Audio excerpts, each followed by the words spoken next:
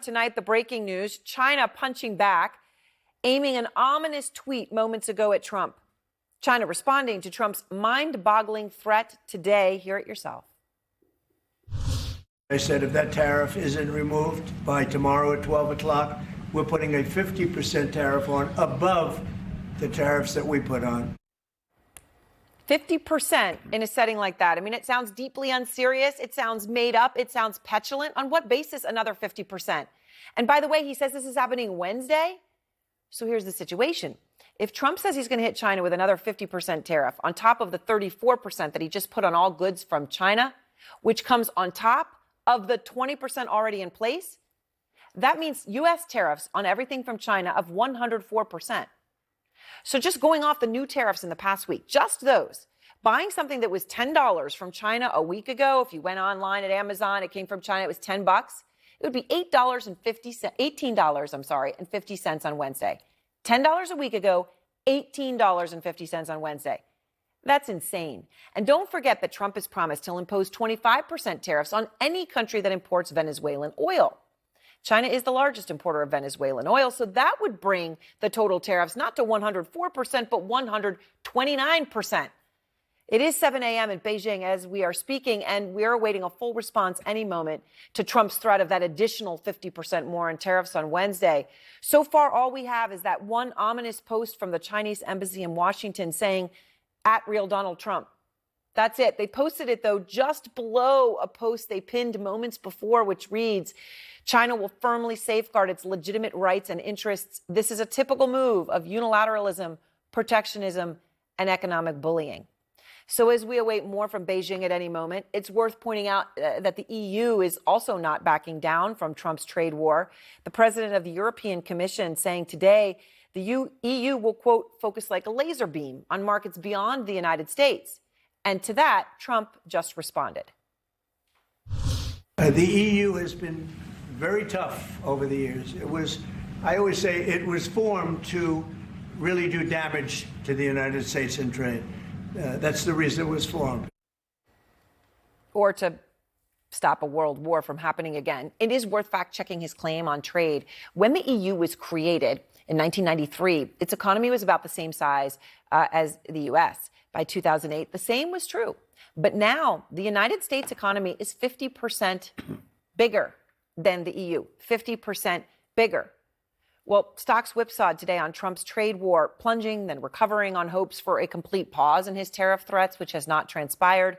All in, the Dow is down 4,000 points in a spiral over the past week, a situation bringing some major players off the sidelines. The CEO of J.P. Morgan, Jamie Dimon, he is not afraid to speak out in general, but he has been reticent here. Not so today, referring to the fact that tariffs have come before world wars. In a memo to shareholders, writing, quote, we face the most perilous and complicated geopolitical and economic environment since World War II. Economic warfare has caused military warfare in the past. And top hedge fund manager and key Trump ally Bill Ackman warning of a, quote, economic nuclear winter. And then out came Elon. He has barely left Trump's side since his inauguration, now in an all-out fallout with Trump's top trade advisor, Peter Navarro, the one who reportedly came up with the sham math for Trump's tariffs. Musk slamming Navarro's education online, saying a PhD in econ from Harvard is a bad thing, not a good thing. He ain't built. He filled in the word that I'm not saying. In fact, putting aside Elon's criticism, there are questions about the credentials of Navarro. According to the New York Times, he invented a so-called expert for his books bashing China. That expert named Ron Vera, using letters from his own last name. Navarro quoted Vera as saying, you've got to be nuts to eat Chinese food, and only the Chinese can turn a leather sofa into an acid bath, a baby crib into a lethal weapon, and a cell phone battery into heart-piercing shrapnel. And it's not just China that Navarro has a questionable record on. What about COVID?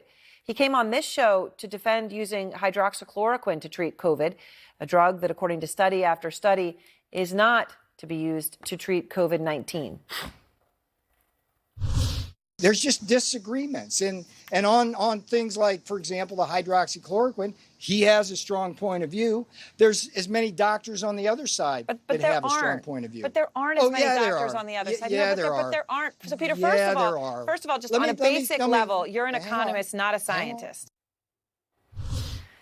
He also claimed lockdowns killed more people than COVID. If you lock people down, you may save lives directly from the China virus. Right. But you indirectly, you're going to kill a lot more people. Despite his controversies, he has remained by Trump's side even after he got out of prison. And as Trump and Navarro continue to defend Trump's tariffs, which have already cost investors trillions of dollars in the market, Trump is busy, said to be planning his own military parade, a pricey one, something he had pushed for during his first term in the White House, had to abandon, though, because the price tag was nearly $100 million at that time. The parade this year would fall on his birthday, June 14th, as well as the Army's 250th anniversary and a U.S. Flag Day.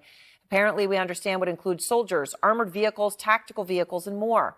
A celebration that is much more familiar in settings outside the United States, whether that be China, Russia, or North Korea. Put on by some of the strong men that Trump has said that he admires.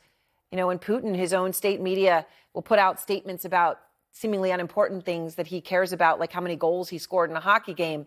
If that sounds familiar in the context of this weekend, maybe it should.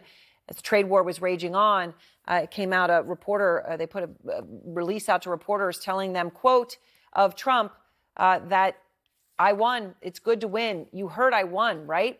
Talking about his golf game this weekend in Mar-a-Lago. Elena Treen is out front live at the White House. And Elena, I know that you are learning some new and important information about Trump's trying to negotiate with other countries amidst the chaos here. What are you learning? That's right. And we also have some new reporting as well that we're just putting out now on how this weekend, just shortly after the president's tariffs on other countries went into effect, as foreign leaders, of course, were scrambling to figure out how to deal with them. His Treasury Secretary, Scott Bessent, flew to Mar-a-Lago to meet with the president and essentially deliver a message. And that message was, one, we need to get this team on the same page with messaging. Of course, we saw that not really work out this weekend. We had some mixed messaging from some of his top advisors. But then also to really, he stressed the importance of trying to deliver the message of an end game, which is really better trade deals with other countries. And then today, of course, we saw President Donald Trump say that he is open to negotiating. Even this morning, he spoke with Japanese Prime Minister about this and then said that he wants to have a broader negotiation on this, and that Bessent, his Treasury Secretary, the same one who flew to Florida, would be the one taking the lead on that. All to say, when my conversations with White House officials, Trump administration officials, Erin, they tell me that he is ready to try and make some deals. However, that he's not going to be making these deals immediately. And really, the goal for the president here and what he believes in is trying to milk these other countries for everything he can. He wants them to come to the United States, to the White House, with their own offers and kind of start the jumping off point there. Wow. To milk other countries for as much as they can. I mean, it's really incredible and such important new reporting. Elena, thank you very much at the White House. I want to go to Austin Goolsbee now. In the center of all this, president of the Federal Reserve Bank of Chicago, part of the Federal Reserve Committee, which decides interest rates. And you're in this unprecedented moment, and you all will have crucial decisions to make.